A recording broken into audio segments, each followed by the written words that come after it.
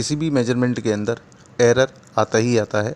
कोई भी मेजरमेंट कभी भी 100% एक्यूरेट नहीं होती। फिज़िक्स के अंदर या केमिस्ट्री के अंदर हम जो भी कैलकुलेशंस करते हैं, उन कैलकुलेशंस में आने वाले मेजरमेंट्स के अंदर कुछ ना कुछ एरर ज़रूर होता है। No measurement is 100% accurate. हर मेजरमेंट के अंदर कुछ ना कुछ एरर होता ही होता है। कम से कम एरर जो इंस्ट्रूमेंट देगा किसी मेजरमेंट के अंदर, उस कम से कम एरर को नाम दिया जाता है लीस्ट काउंट, जिसको कि आगे जा कर के आप बोलेंगे एब्सोल्यूट एरर।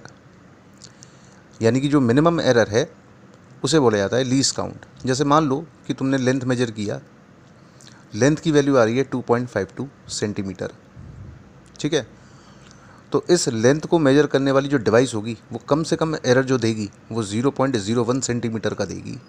तो ये जो 0.01 सेंटीमीटर आपको पता चला, ये 0.01 सेंटीमीटर जो है वो बेसिकली इस इंस्ट्रूमेंट का लीस्ट काउंट है। मान लीजिए लेंथ की वैल्यू 2.2425 है, तो इसका लीस्ट काउंट कितना हो गया 0.0001 सेंटीमीटर। अब अगर दोनों के लीस्ट काउंट को चेक करें तो सबसे कम लीस्ट काउंट किसका है, दूसरे वाले डेटा का।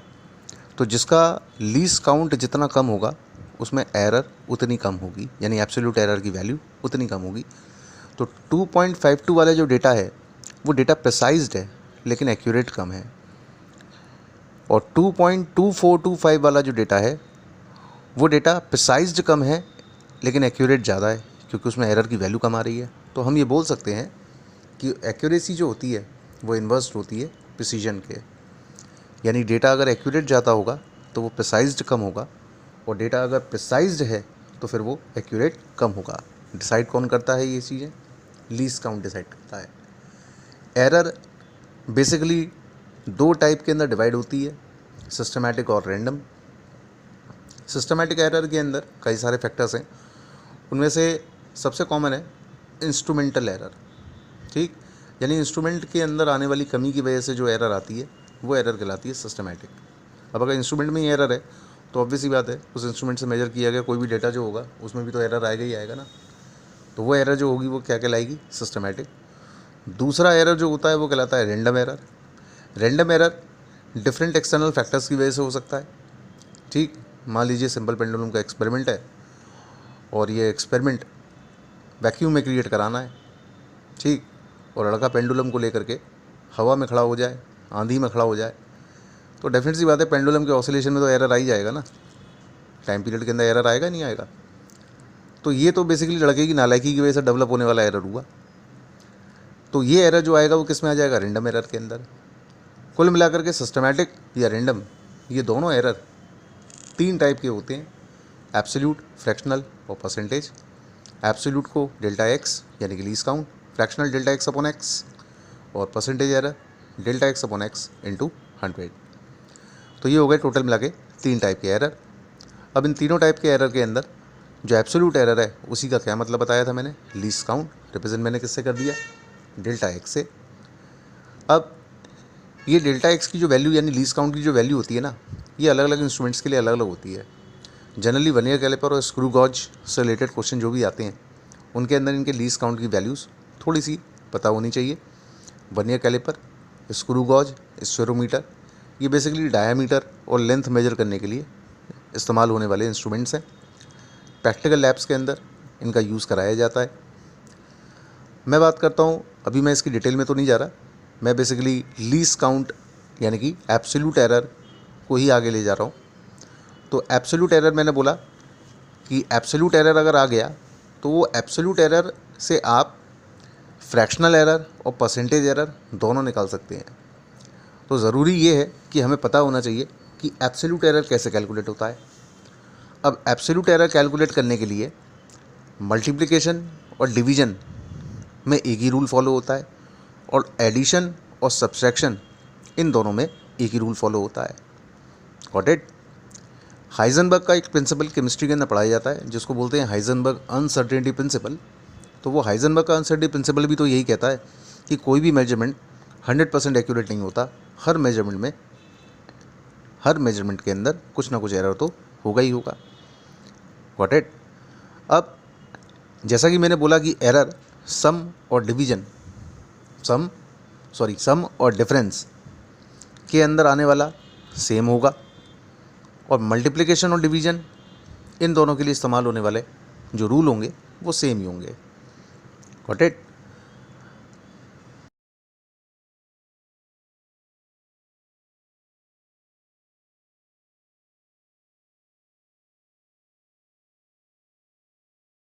हाइजेनबर्ग का अनसर्टेनिटी प्रिंसिपल भी तो यही कहता है कि कोई भी मेजरमेंट 100% एक्यूरेट नहीं होता। हर मेजरमेंट के अंदर कुछ ना कुछ एरर तो होगा ही होगा। Got it? अब जैसा कि मैंने बोला कि एरर सम और डिफरेंस के अंदर आने वाला सेम होगा, और मल्टीप्लिकेशन और डिवीजन इन दोनों के लिए इस्तेमाल होने वाले जो रूल होंगे वो सेम ही होंगे। Got it? मान लो कि तुमने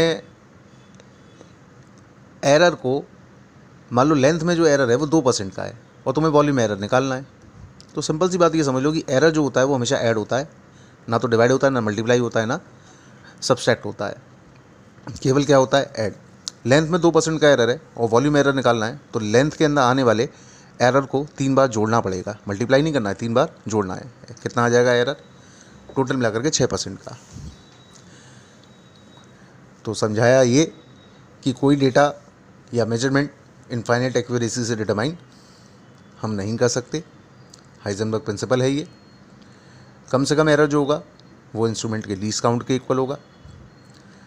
लीस्ट काउंट बेसिकली एरर को रिप्रेजेंट करता है। The error is equal to the least count of the apparatus used. Mass के अंदर वैल्यू दे रखी है 17.423 ग्राम, उसमें आने वाला एरर रिप्रेजेंट कर दिया मैंने डेल्टा एम से, वैल्यू हो गई 0.001 ग्राम। लेंथ का 6.84, इसका एब्सोल्यूट एरर हो गया 0.01 सेंटीमीटर। एरर केवल और केवल ऐड करना है, ये कहलाता है मैक्सिमम परमिसिबल यानी कि theoretical error. What it? Maximum permissible error या थ्योरेटिकल एरर जब भी निकालनी हो तो सभी क्वांटिटीज़ में आने वाली एरर को केवल और केवल जोड़ना है। जैसे लेंथ में 2% का एरर है, वॉल्यूम एरर निकालना है, तो मैंने बताया लेंथ की एरर को 3 बार मल्टीप्लाई नहीं ऐड करनी है। आंसर कितना आ गया? 6% का। क्वेश्चन में दे रहा है मास और वॉल्यूम, 22.42 ग्राम मास है और 4.7 सीसी का वॉल्यूम है, और आपको डेंसिटी में एरर निकालना है। तो मास में आने वाले परसेंटेज एरर को वॉल्यूम में आने वाले परसेंटेज एरर के साथ लेकर के जोड़ दीजिए। अब मास का परसेंटेज एरर क्या हो गया? डेल्टा एम अपॉन एम, और वॉल्यूम का परसेंटेज एरर कितना हो गया? Delta we upon V. Delta M की वैल्यू कितनी है? 0.01, एम की वैल्यू 22.42, तो 0.01 डिवाइड बाई 22.42 इंटू 100 मास का परसेंटेज एरर आ जाएगा।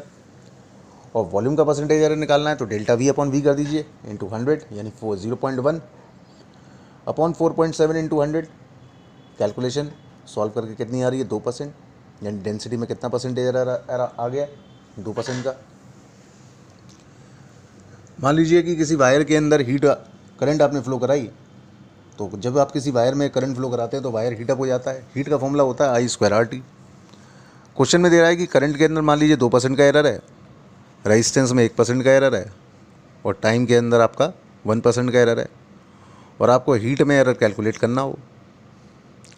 तो हीट में एरर अगर आपको कैलकुलेट करनी है तो करंट की परसेंटेज एरर को रेजिस्टेंस की परसेंटेज एरर में जोड़ दीजिए, और उसमें आप टाइम की परसेंटेज एरर को जोड़ दीजिए, यानी तीनों की परसेंटेज एरर को लेकर के ऐड कर दीजिए। तो करंट कितनी बार मेजर हुआ? 2 बार। I² लगा हुआ है, तो करंट की परसेंटेज एरर 2 बार ऐड होगी, यानी 2 + 2 कितना हो गया? 4%। उसमें रेजिस्टेंस का परसेंटेज एरर यानी कि 1%, प्लस उसमें टाइम का परसेंटेज एरर जो कि दे रखा है 1%, तो टोटल वैल्यू कितनी आ रही है? 6%। तो ये आ गया आपके पास हीट में कैलकुलेट होने वाला परसेंटेज एरर। सिंपल बात दिमाग में याद रखनी है कि एरर हमेशा जोड़ा जाता है, ना तो कभी डिवाइड होता है, ना कभी मल्टीप्लाई होता है, ना कभी सब्सट्रैक्ट होता है। एरर हमेशा ऐड होता है। तो क्वेश्चन के अकॉर्डिंग परसेंटेज एरर की वैल्यू आ गई 6% हीट निकालने के लिए। हीट का फॉर्मूला I²RT। थोड़ा फॉर्मूला भी याद होना चाहिए। डेंसिटी मास अपॉन वॉल्यूम होता है। मास में कह रहा है 4% का एरर है, लेंथ में क्वेश्चन में कह रहा है 3% का एरर है। आपको डेंसिटी में परसेंटेज एरर कैलकुलेट करना है। तो डेंसिटी में अगर आपको परसेंटेज एरर निकालना है तो मास के परसेंटेज एरर को लेंथ के परसेंटेज एरर में जोड़ना, वॉल्यूम के परसेंटेज एरर में जोड़ना होगा। लेकिन वॉल्यूम निकालने के लिए लेंथ का परसेंटेज एरर चाहिएगा, वो भी कितनी बार, 3 बार। लेंथ का परसेंटेज एरर कितना है, 3, उसको 3 बार ऐड करिए, 9 ये हो गया। मास का परसेंटेज एरर 4 है, उसमें जोड़ दीजिए, आंसर हो गया 13%। काफ़ी इंपॉर्टेंट क्वेश्चन। नीचे पोटेंशियल डिफरेंस की वैल्यू 20 ± 1 वोल्ट, करंट की वैल्यू 2.5 ± 0.5। अब आपको क्वेश्चन में कह रहा है रेजिस्टेंस के अंदर कितना % का एरर होगा, या रेजिस्टेंस की वैल्यू आपको निकाल के देनी है। वोल्टेज और करंट जिस फॉर्म में लिखे हुए हैं उसी फॉर्म के अंदर रेजिस्टेंस की वैल्यू निकाली जाएगी। तो सबसे पहले आप चेक करो कि परसेंटेज एरर वोल्टेज में कितना आया। तो डेल्टा वी की वैल्यू 1 है और वी की वैल्यू 20 है, तो 1/20 × 100 कितना हो गया, 5%। सिमिलरली 0.5 अपॉन 2.5 × 100 करा, करंट का परसेंटेज एरर आ गया 20%। टोटल परसेंटेज एरर काउंट करें वोल्टेज और करंट में कितना आ रहा है, 25%। ठीक, अब जो एक्चुअल रेजिस्टेंस है वो वी अपॉन आई से निकलेगा, वो कितना हो गया, 8 ओम। तो टोटल रेजिस्टेंस का 25% निकालेंगे तो कितना आएगा, 22 ओम। तो हमारा रेजिस्टेंस का सही आंसर कितना हुआ, 8 ± 2 ओम। तो ये आ गया निकल करके हमारे पास रेजिस्टेंस के अंदर आने वाला एरर। Got it. अब एरर जो निकाला जाता है वो रूल्स के अकॉर्डिंग अगर बात करें तो पहला आता है प्रोडक्ट या डिवीजन का। तो जो रूल प्रोडक्ट में काम करेगा वो डिवीजन में भी काम करेगा।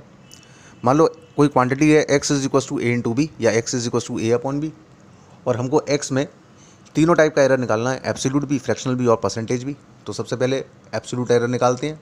तो x में एब्सोल्यूट एरर हो गया ± डेल्टा x, a में एब्सोल्यूट एरर हो गया ± डेल्टा a, b में हो गया ± डेल्टा b। मल्टीप्लाई किया, ए बी से x कैंसिल आउट हो गया और डेल्टा a × डेल्टा b की वैल्यू नेग्लिजिबल हो गई। तो हमारे पास एब्सोल्यूट एरर की वैल्यू आ गई, delta x = a delta b plus b delta a। ये आ गई निकल करके मल्टीप्लिकेशन या डिवीजन के अंदर एब्सोल्यूट एरर की वैल्यू। मल्टीप्लिकेशन और डिवीजन के अंदर एब्सोल्यूट एरर की वैल्यू होती है a delta b plus b delta a। ये बन गया एब्सोल्यूट एरर के लिए फॉर्मूला। अब अगर तुमको निकालना हो फ्रैक्शनल एरर, तो फ्रैक्शनल एरर निकालने के लिए जो भी तुमने डेल्टा x निकाला है उसको तुम्हें x से डिवाइड करना है, और x कितने के इक्वल दिया हुआ है, a × b के। तो डेल्टा x को जैसे ही तुम a × b से डिवाइड करोगे, और डेल्टा x की वैल्यू है a delta b plus b delta a, तो डेल्टा x अपॉन x के लिए आंसर आ जाएगा delta a upon a plus delta b upon b। ये आ गया निकल के क्या, फ्रैक्शनल एरर की वैल्यू। सिंपल है। अब अगर तुमको निकालना हो परसेंटेज एरर, क्या निकालना है, परसेंटेज एरर। तो परसेंटेज एरर यानी कि डेल्टा x अपॉन x × 100 निकालना है। तो डेल्टा x अपॉन x तो ऊपर निकाल ही लिया, उसमें × 100 कर दो, तो आंसर आ गया delta a upon a plus delta b upon b × 100। ये आ गया निकल करके x में परसेंटेज एरर। जैसे मास में 2% का एरर, वॉल्यूम में 2% का एरर, डेंसिटी में परसेंटेज एरर निकालना है, तो मास की परसेंटेज एरर को वॉल्यूम की परसेंटेज एरर में ऐड कर दो, आंसर कितना आ गया, 4%। डेंसिटी का परसेंटेज एरर, तो डेंसिटी मास अपॉन वॉल्यूम होता है ना, तो किसको फॉलो कर रहा है, x = a अपॉन b को फॉलो कर रहा है ना। तो a अपॉन b वाला रूल लगाएंगे या a × b वाला रूल लगाएंगे, उससे हमारा आंसर कैलकुलेट हो गया। ठीक है। हमारे पास नीचे एक एग्जांपल दिया हुआ है, उस एग्जांपल के अंदर x की वैल्यू a की पावर -2, b की पावर 3 और c की पावर -1/2 दिया हुआ है। यहाँ पर जो भी पावर है ना, इनके अंदर जो साइन है, इन साइन का कोई यूज़ नहीं है। क्यों? क्योंकि एरर को केवल ऐड करना है, तो गलती से भी माइनस साइन का कोई यूज़ करना ही नहीं है। तो अगर आपको x में परसेंटेज एरर निकालना है तो x का परसेंटेज एरर हो गया 2 times of delta a upon a, b में 3 बार आपको ऐड करना होगा तो 3 times of delta b upon b। Similarly c के अंदर हाफ लेना है तो half delta c upon c × 100 कर दीजिए। ये आ गया निकल करके आपके पास x में परसेंटेज एरर की वैल्यू। ठीक है। अगर इस क्वेश्चन को मैं अरेंज कर लूँ ना थोड़ा सा, तो अरेंज करने पर x की वैल्यू को लिखी जा सकती है x = b³ upon a² √c। हमको क्वेश्चन तो जो मिलेगा वो इस फॉर्म में ही मिलेगा ना, x = b³ upon a² √c। इसको अगर खोलेंगे तो एक्सप्रेशन वही आ जाएगा, a की पावर -2, b की पावर 3, c की पावर -2। लेकिन माइनस साइन बीच में लेना नहीं, परसेंटेज एरर निकाल रहे हो तो बीच में सारी एरर्स को केवल और केवल ऐड करना है, क्योंकि एरर केवल और केवल ऐड होते हैं, ना तो सब्सट्रैक्ट होते हैं, ना डिवाइड होते हैं, ना मल्टीप्लाई होते हैं। This is the basic rule to calculate maximum permissible error. मान लो कि तुमको अब निकालना है x is equal to a plus B के अंदर एरर या ए माइनस बी के अंदर एरर, ठीक है। तो ए प्लस बी और ए माइनस बी का जो रूल होता है वो सेम होता है, ठीक है। तो x की वैल्यू है प्लस माइनस डेल्टा एक्स, यानी x का absolute error plus minus delta X, A का absolute error plus minus delta A, B का absolute error plus minus delta B. x से तुम्हारा ए भी कैंसिल आउट हो गया, तो डेल्टा एक्स की वैल्यू क्या बची, delta a plus delta B.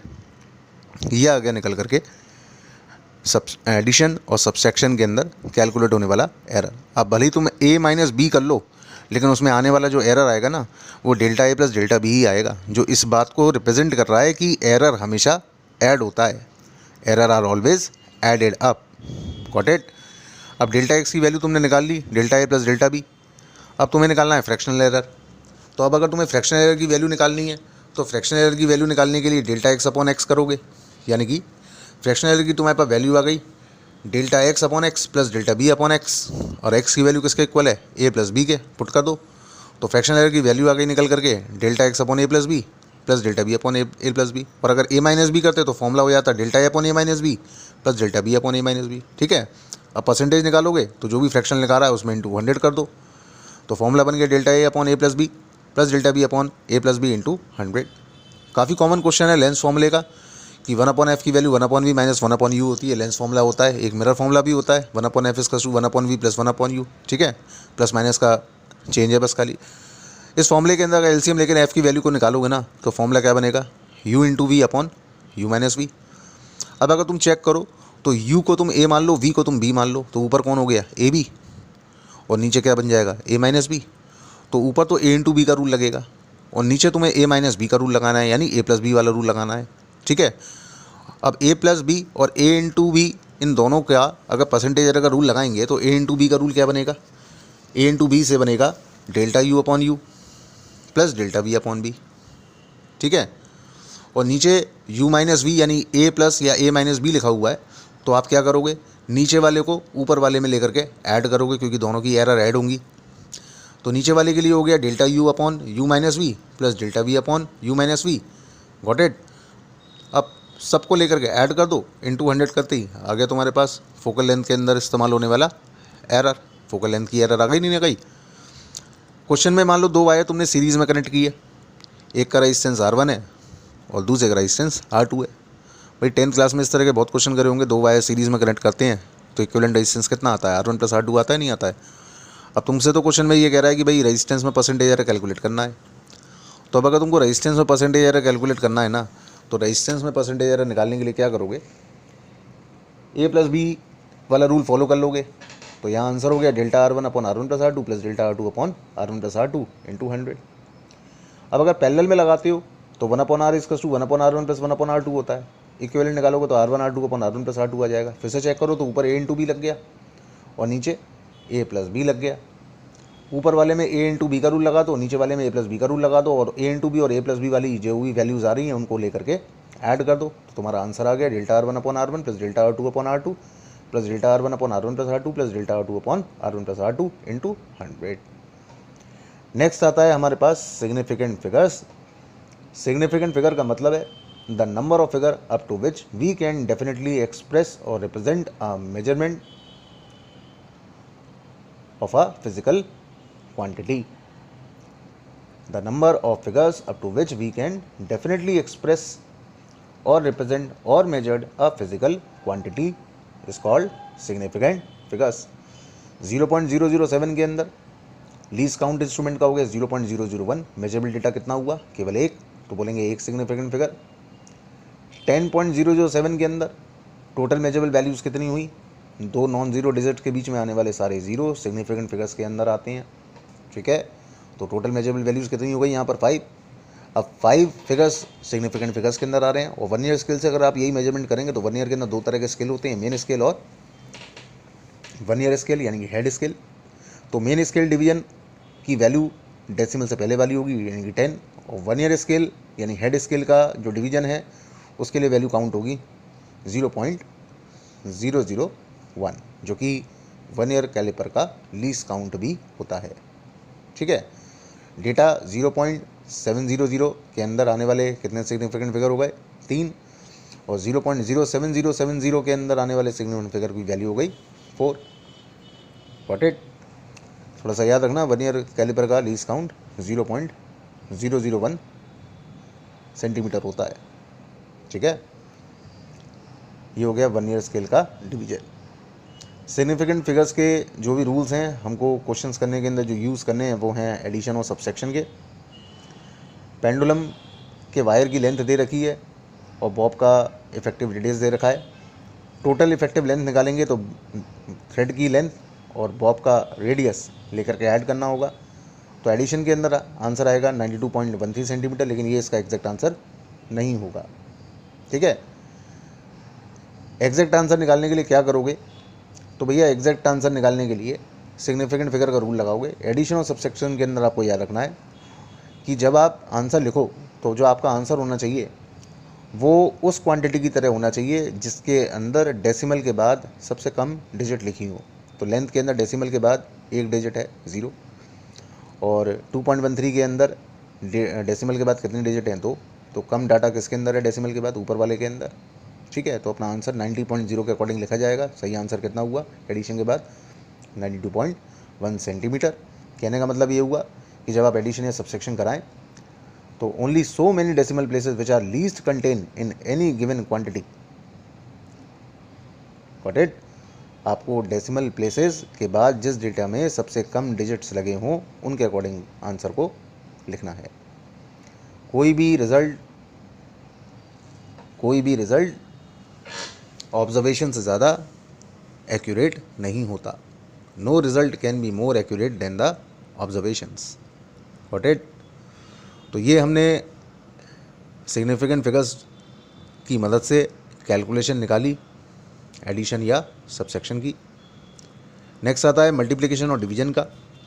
तो मल्टीप्लिकेशन और डिवीजन के अंदर जैसे मान लीजिए वोल्टेज की वैल्यू करंट इंटू रेजिस्टेंस होती है, तो करंट की वैल्यू और वोल्टेज की वैल्यू दोनों दी हुई है 3.23 और 10.845। मल्टीप्लाई करेंगे तो डेटा आएगा 33.02935 वोल्ट। सही आंसर कैसे लिखेंगे, तो मल्टीप्लिकेशन और डिवीजन के अंदर आपको याद रखना है the result must contain only so many significant figure which are least contain in any given quantity.